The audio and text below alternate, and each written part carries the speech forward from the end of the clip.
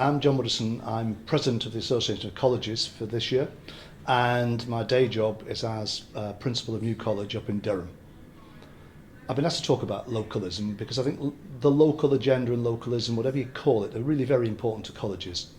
It's been said that our reputation as institutions is far stronger locally than it is nationally, so we shouldn't be afraid of things happening at local level.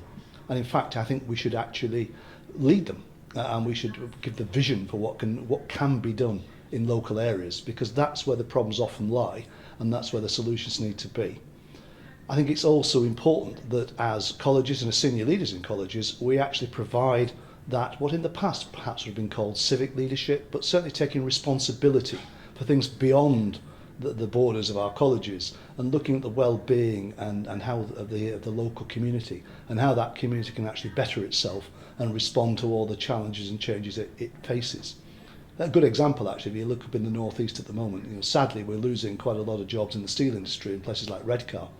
And it's incumbent there, I think, and the colleges are responding to that challenge, rising to that challenge, to make sure they can offer as much as possible for young apprentices whose jobs have been lost, to give them something else to go on to, and also for all those adults who need to acquire new skills or look at new jobs so they can maintain their skills, maintain their currency in the labour market. So a local approach, locally driven, to me, is the key to the success of colleges. Okay, well, funding is again a key issue. You can't do anything without appropriate funding and proper funding.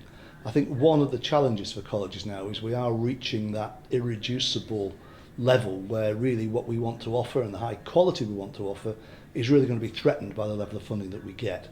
I think we understand the context that governments and countries work in, but I think we also understand the value of investment in skills and education, because that's what's going to sustain us not just next year, but for the next 10, 20, 30 years.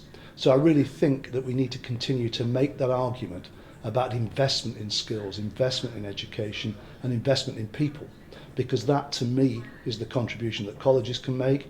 It's not a self-interested request, because we all depend on having sufficient number of nurses, doctors, engineers, teachers, because without them, our society won't actually thrive and prosper.